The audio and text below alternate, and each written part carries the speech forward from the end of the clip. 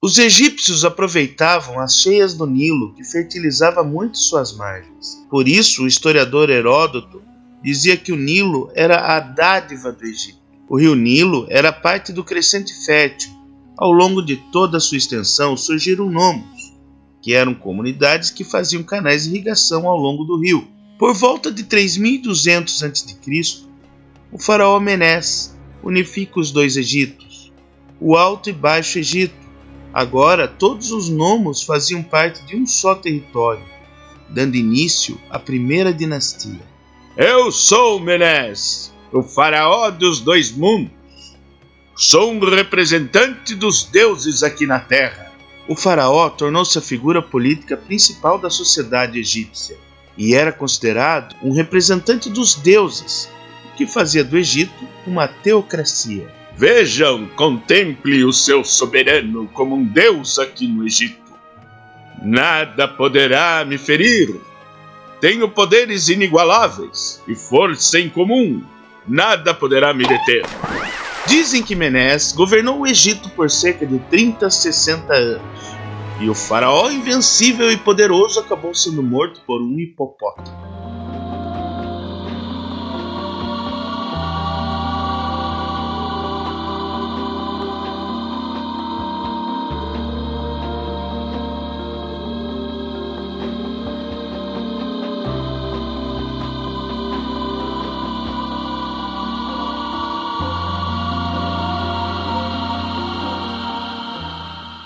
A religião no Egito era politeísta. Acreditavam em vários deuses como Amon-Ra, Osíris, Sete, Ísis, Horus, Anubis. Segundo suas crenças, os egípcios acreditavam que quando eles morriam, seriam julgados no tribunal de Osíris, onde era colocado numa balança o coração de um lado e uma pena de outro.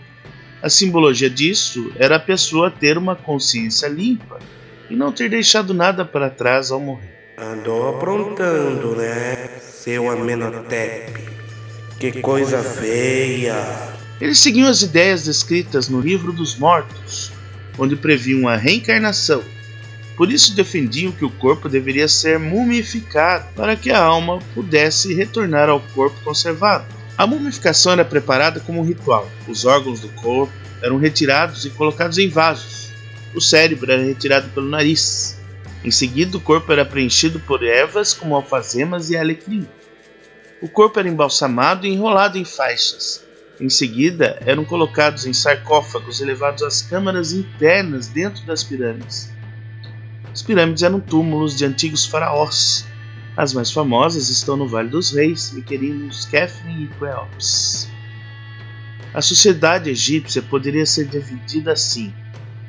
Primeiro, na ponta da pirâmide, o faraó, seguido pela nobreza, os escribas, que tinham uma moral muito grande na sociedade, vindo depois os soldados, seguindo pelos artesãos, e os camponeses, e por último os escravos.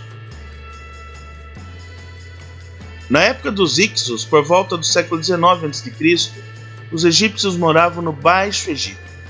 Organizaram a cidade de Avares como centro desenvolvido.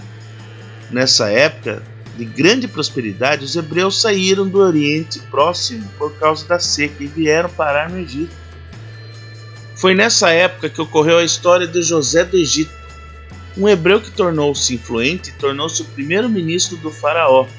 Depois de José do Egito, o povo hebreu ficou escravizado pelos egípcios por 400 anos. Houve uma época em que o Egito teve uma experiência monoteísta.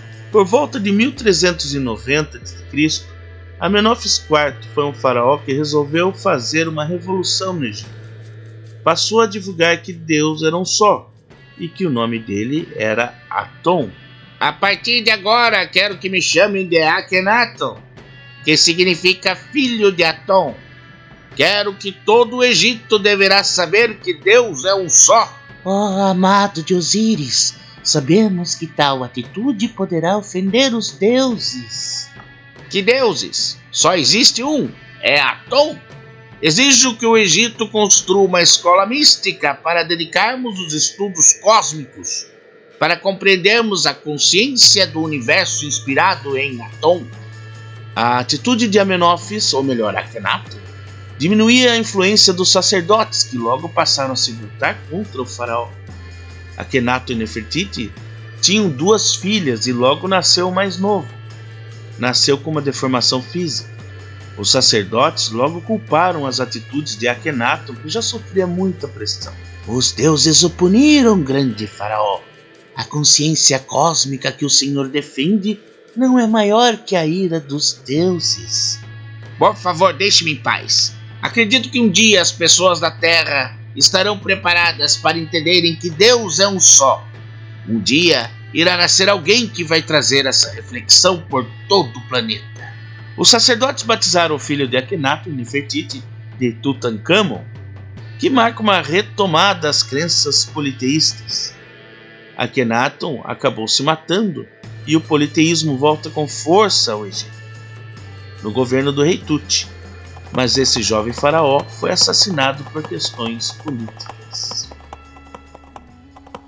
Por volta dos anos 1291, 1212 a.C., um hebreu foi criado como um príncipe do Egito. Foi exilado após matar um egípcio e vai para a região de Midian, lá no Monte Sinai, onde estabeleceu família. Recebeu ordens de Deus no próprio Monte Sinai para que voltasse ao Egito para libertar o povo hebreu. Assim, Moisés enfrenta seu irmão de criação, o faraó Ramsés, na cidade de Pi-Ramsés. De acordo com as tradições bíblicas do livro do Êxodo, Deus envia as 10 pragas contra o Egito. Após as pragas arrasarem o Egito e o faraó perder o seu primogênito, ele permitiu que Moisés partisse com os hebreus.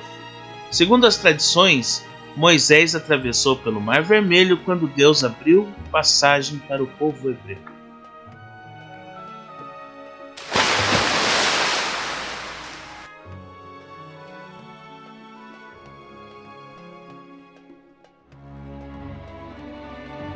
Ramsés, arrependido, resolveu resgatar os hebreus para retorná-los à escravidão e enviou seu exército contra eles, aproveitando-se da abertura do Mar Vermelho.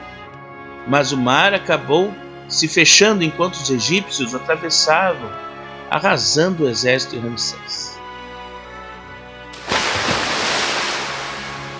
Podemos entender que a história de Moisés e Ramsés é um confronto simbólico entre o monoteísmo e politeísmo.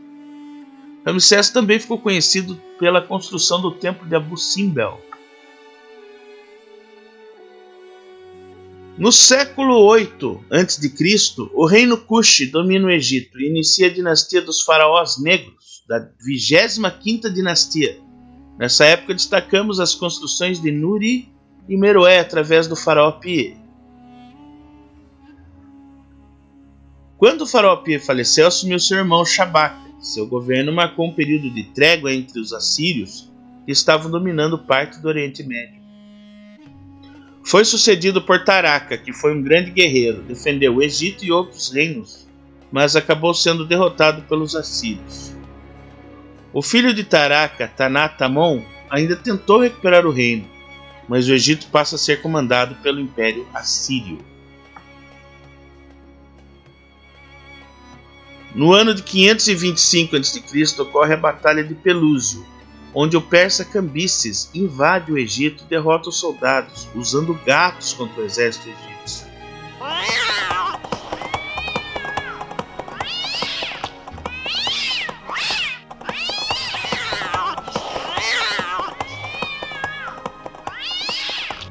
Como os soldados não podiam atacar os gatos, que eram adorados por eles, ficaram desestabilizados e não conseguiram se defender do exército persa.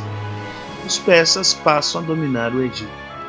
Depois do domínio persa, os egípcios ficaram sob o domínio macedônio e, posteriormente, já na era greco-romana, ficaram sob as dinastias ptolomaicas. Nesse contexto, destacamos a rainha Cleópatra como a última rainha que teve a intenção de restabelecer a soberania do Egito. Cleópatra uniu-se a Júlio César de Roma, mas após a morte de César, Otávio Augusto formou um Império Romano e avança contra o Egito, chegando diante de Cleópatra que suicidou-se permitindo que uma cobra picasse. Não seja tolo, Otávio. Vou lhe mostrar como se deve morrer uma rainha.